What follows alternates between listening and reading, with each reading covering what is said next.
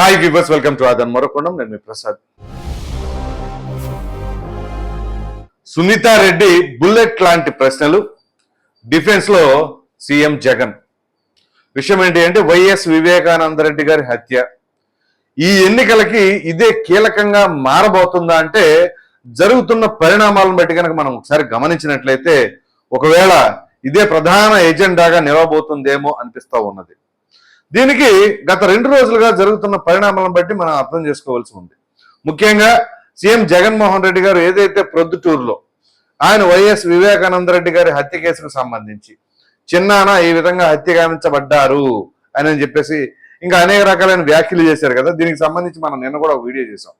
So ఆ video విశ్లేషణలో భాగంగా నిన్న మనం చెప్పుకున్న పాయింట్లలో ప్రధానమైన పాయింట్లు దస్తగిరి గారు ఇచ్చిన స్టేట్మెంట్లలో హత్య ఏ విధంగా చేశాను అని తను ఒప్పుకున్నది, దాని తర్వాత ఎవరు చేయించారు అనేది మాత్రం వీళ్ళు వదిలేశారు అని చెప్పేసి ప్రస్తావించుకున్నాను. చూసారా, నిన్న ఇవే పాయింట్లు సునీతారెడ్డి గారు కోర్టు బయటకు వచ్చిన తర్వాత మీడియా సమావేశం నిర్వహించి మరీ మాట్లాడటం జరిగింది. సో ఇక డైరెక్ట్ అటాక్ అనమాట జగన్మోహన్ రెడ్డి గారిని సునీతారెడ్డి గారు. అది కూడా ఎట్లాంటి ప్రశ్నలు అంటే చిన్నానా అని చెప్పేసి అంటున్నారు. మరి అసలు మీకు చిన్నానా అంటే అర్థం తెలుసా అని చెప్పేసి మాట్లాడతాం. పైగా తండ్రి తర్వాత తండ్రి. మరి అటువంటి చిన్నాన హత్యకు సంబంధించిన అంశాన్ని మీరు ఎందుకని ముందుకు కొనసాగించట్లేదు? ఎవరైతే ఆ హత్యలో నిందితులుగా ఆరోపణలు ఎదుర్కొంటూ ఉన్నారో మరి వారికే మీరు ఎందుకు రక్షణ కల్పిస్తూ ఉన్నారు? కర్నూలు ఘటనని ఎవరు మర్చిపోలేదు.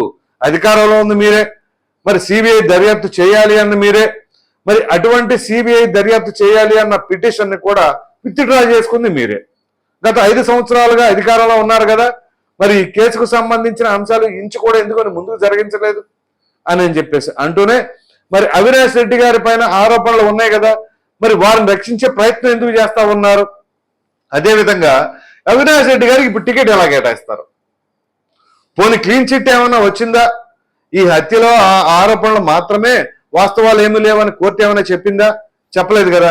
మరి అటువంటి క్రమంలో అవినాష్ రెడ్డి గారికి మరలా టికెట్ ఏ విధంగా కేటాయిస్తారు? మరి ఆ టికెట్ కేటాయించి ప్రజలకు ఏమైనా సందేశాన్ని ఇస్తున్నారు?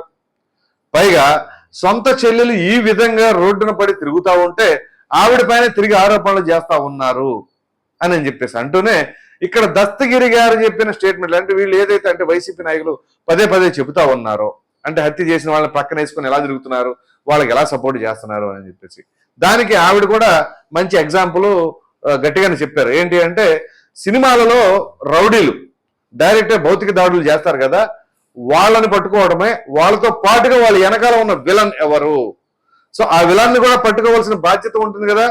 కానీ కేవలం రౌడీలను మాత్రమే పట్టుకొని అయిపోయింది అని అంటే సరిపోతుందా అనే అంశాన్ని లేవనెత్తారు.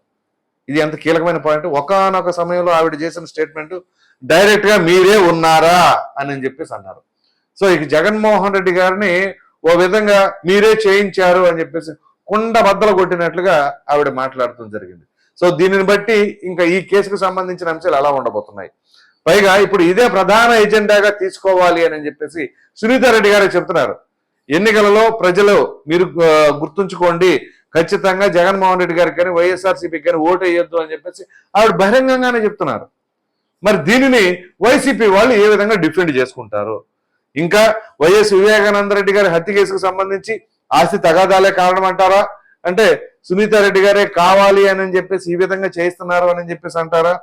లేదు వైఎస్ వివేకానంద రెడ్డి గారు 2వ వివాహం కారణం అంటారా? లేదు గతంలో అనేక రకాలైన ఆరోపణలు చేశారు. ఏంటి అంటే ఒక స్థలం సెటిల్మెంట్ కి సంబంధించిన అంశం ఉంది, లేదా వజ్రాల వ్యాపారానికి సంబంధించిన అంశం ఉంది, దాని గురించి కక్షపూరితంగా ఈ విధంగా హత్య చేశారు అని చెప్పేసి అంటారా? సో మరి ఇవన్నీ కూడా ఎవరు చేసింది? ఇదే సాక్షి మీడియాలో కూడా డైరెక్ట్ గానే ప్రచారం చేశారు కదా. ఈ విధంగా చేసిన క్రమంలో మరి ఇప్పుడు సొంత చిన్నానా అని గత 5 సంవత్సరాలుగా మాట్లాడిన జగన్మోహన్ రెడ్డి గారు ఇప్పుడు ఎన్నికల సమయం వచ్చేసరికి ఏ విధంగా మాట్లాడుతూ ఉన్నారు అంటే ఖచ్చితంగా మళ్ళీ చిన్నాన్ని ఎన్నికల్లో రాజకీయానికి వాడుకోవాలి అని భావిస్తూ ఉన్నారా? అయితే ఇక్కడ జగన్మోహన్ రెడ్డి గారు కూడా మరలా అవినాష్ రెడ్డి గారికి టికెట్ కేటాయించడం వెనకాల ఏ కారణమై ఉంటుందంటారో ఒకసారి మీరు ఆలోచించండి. నాకు తెలిసి అయితే ఇప్పుడు అవినాష్ రెడ్డి గారికి టికెట్ ఎందుకు కేటాయించారు అంటే ఖచ్చితంగా ఈ కేసుకు సంబంధించిన అంశానికి అవినాష్ రెడ్డి గారికి సంబంధం లేదు అని జనాలకు చూపించాలి అనే ఉద్దేశం ఒకటి. ఒకవేళ టికెట్ కేటాయించలేదనుకోండి, ఏదైతే ఆరోపణలు వస్తున్నాయో ఆ ఆరోపణలు వాస్తవమేనని చెప్పి జగన్మోహన్ రెడ్డి గారు ఒప్పుకున్నట్లుగా ఉంటుంది అనే ఉద్దేశం మీద కావాలని మరలా అవినాష్ రెడ్డి గారికే టికెట్ ఇచ్చారు. ఒకవేళ అవినాష్ రెడ్డి గారికి ఇవ్వలేదనుకోండి, అదిగో చూసారా జగన్మోహన్ రెడ్డి గారికి కూడా తెలుసు, అందు గురించి ఇవ్వలేదు, ఆయనకి నెగిటివ్ వస్తుందనే ఉద్దేశం మీద ప్రజలు అనుకుంటారు కదా, ఆ అవకాశం ఇవ్వకూడదు అని. అసలు చేయవలసింది ఏంటి? జగన్మోహన్ రెడ్డి గారు డైరెక్ట్ గా చెప్పొచ్చు, నేను అవినాష్ రెడ్డికి ఈసారి టికెట్ ఇవ్వట్లేదు, ఎందుకంటే కోర్టు పరిధిలో ఉంది కాబట్టి కోర్టు క్లీన్ చిట్ ఇచ్చిన తర్వాత మరలా రాజకీయ ఆరంగేటం చేపిస్తానని చెప్పేసి అంటే ముందాగా ఉండేదేమో బహుశా. అలా కాకుండా ఇప్పుడు ఈ అంశాన్ని మాత్రమే, అంటే అవినాష్ రెడ్డి గారిని మరలా తెరపైకి తీసుకొచ్చి ఎన్నికల పోటీ చేపిస్తున్నారు అంటే ఎట్లాగో వాళ్ళకి అక్కడ బలం ఉంది కాబట్టి ఆ బలంలో మరలా అవినాష్ రెడ్డి గారు గెలుస్తారు కాబట్టి, గెలిచిన తర్వాత ఏం చెప్తారు, అదిగో చూసారా కడప ప్రజానీకం మొత్తానికి తెలుసు హత్య వెనకాల ఎవరున్నారో, అవినాష్ రెడ్డికి ఈ హత్యకి ఎటువంటి సంబంధము లేదు అని చెప్పేసి ప్రజల ద్వారా, అంటే ఆ ఎలక్షన్ లో గెలుపు ద్వారా ప్రజానికానికి లేదా ఎవరైతే విమర్శిస్తున్నారో వాళ్ళకి చెప్పే సమాధానంలో భాగంగానే మరలా అవినాష్ రెడ్డి గారికి టికెట్ ఇవ్వడానికి.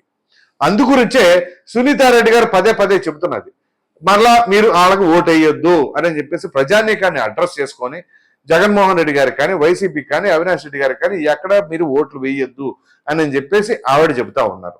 సో ఇక్కడ కీలకమైన అంశం ఇదే, ఈ ఎన్నికలలో ఈ వైఎస్ వివేకానందరెడ్డి గారి హత్య కేసుకు సంబంధించిన అంశమే ఉండబోతుందా, దీన్నే ప్రధాన ఎజెండాగా తీసుకోబోతున్నారా?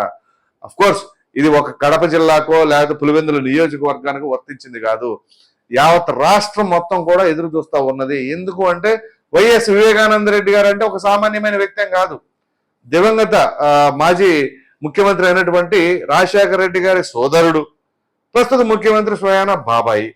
మరి అంత పెద్ద ప్రొఫైల్ ఉన్న నాయకుడికే ఈ విధమైన పరిస్థితి ఉంటే, హత్య పరిస్థితి అంతే, దాని తర్వాత కేసు పరిస్థితి అంతే, అది గతి లేదు. మరి ఇటువంటి పరిస్థితుల్లో సామాన్య ప్రజలు సైతం పరిస్థితి ఏంటి, వాళ్ళ నమ్మకం ఏ విధంగా కల్పిస్తారు? ఈ విధమైన అనుమానాలన్నీ కూడా ఉంటాయి కాబట్టే ఖచ్చితంగా ఈసారి వైఎస్ అవినాష్ రెడ్డి గారికి ఓటు వేయొద్దు అని చెప్పి సునీతారెడ్డి గారు చెప్తున్నారు. మరి ఈ ప్రభావం కడప ప్రజానీకం పైన ఎలా ఉంటుంది? పైగా జగన్మోహన్ రెడ్డి గారే అంటున్నారు, ఈ హత్య వెనకాల ఎవరున్నారో రాష్ట్ర ప్రజలందరికీ తెలుసు, ముఖ్యంగా కడప జిల్లా ప్రజలందరికీ తెలుసు అంటున్నారు. మరి కడప జిల్లా ప్రజలందరికీ తెలిసింది అసలు వాస్తవమేనా? ఏ విధమైన వార్తలు, ఏం తెలిసి? ఇవన్నీ కూడా ఖచ్చితంగా కీలకంగా మారబోతున్నాయి. అయితే ఇప్పుడు సునీతారెడ్డి గారు చేసిన ప్రశ్నలన్నిటికీ ఏ విధంగా సమాధానం చెప్తారు? వైసీపీ నాయకులు ఏమైనా డిఫెండ్ చేసుకోగలుగుతారా? జగన్మోహన్ రెడ్డి గారు తదుపరి మీటింగ్ లో ఇంకెక్కడైనా, అంటే ఎమ్మిగినూరులో మీటింగ్ ఉండబోయింది, ఇప్పుడు ఆ ఎమ్మిగినూరులో ఏ విధంగా కౌంటర్ ఇస్తారు? సో ఇది కౌంటర్గా పరిమితం అవుతుందా? మరి ఈ విధంగా ఈ కేసుకు సంబంధించిన 5 సంవత్సరాల అధికారంలో ఉన్నా సరే ఎందుకని ముందుకు కదలట్లేదు? మరి దీనికి సమాధానం ఏమైనా చెప్తారా? ఒకవేళ చెప్పినా సరే ఆ సమాధానంతో వాళ్ళు సమర్థించుకుంటున్నారు అని చెప్పేసి ప్రజలకు ఆ మాత్రం అర్థం కాదంటారా? ఇట్లాంటి అంశాలన్నీ కూడా ఖచ్చితంగా చర్చకు వస్తాయి.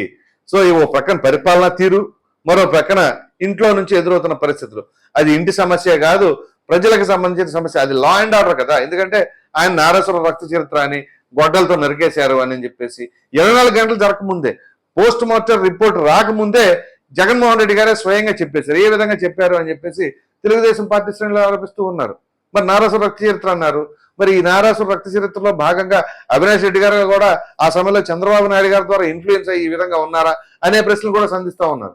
సో ఈ క్రమంలో ఇక్కడ ఈ కేసు చాలా రసవత్తరంగా మారబోతుంది, ఎన్నికల్లో ప్రభావం కూడా చూపించబోతుంది అని అభిప్రాయపడుతున్నారు. సరే అది ఏ మేరకు ఎన్నికల్లో ప్రభావం చూపిస్తుందేమో కానీ మొత్తం మీద సునీతారెడ్డి గారు అయితే నిన్న డైరెక్ట్ గానే జగన్మోహన్ రెడ్డి గారిని టార్గెట్ చేసి ప్రశ్నలు సంధించడం జరిగింది.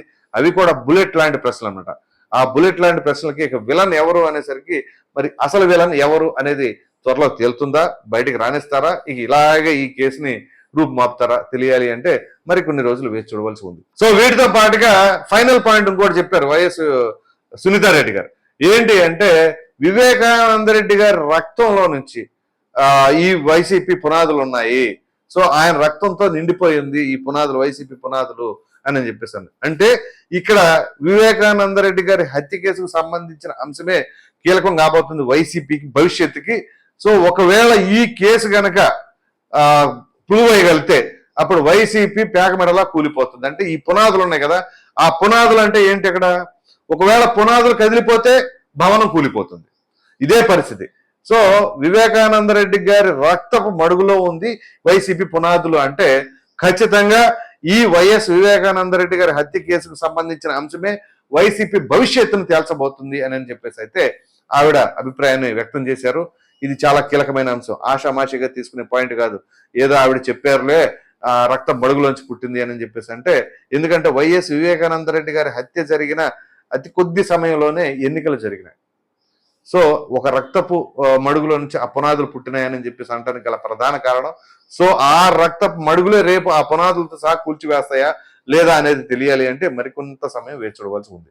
ఈ వీడియో కనుక మీకు నచ్చినట్లు లైక్ చేయండి, షేర్ చేయండి. అదేవిధంగా వైఎస్ వివేకానంద రెడ్డి గారి కూతురు సునీతారెడ్డి నిన్న హైదరాబాద్ లో కోర్టు బయట మీడియా సమావేశం నిర్వహించి బుల్లెట్ లాంటి ప్రశ్నలు సంధించి వైసీపీ వివేకానంద రెడ్డి గారి రక్తపు మడుగులోంచి పుట్టింది, ఆ పునాదులు అలా ఉన్నాయని చెప్పేసి అన్నదానిపైన మీ విలువైన అభిప్రాయాన్ని కామెంట్ రూపంలో ఖచ్చితంగా తెలియజేయండి. మరిన్ని వీడియోస్ కోసం మన ఆదాయం ఛానల్ సబ్స్క్రైబ్ చేయడం మాత్రం మర్చిపోకండి. Thank you.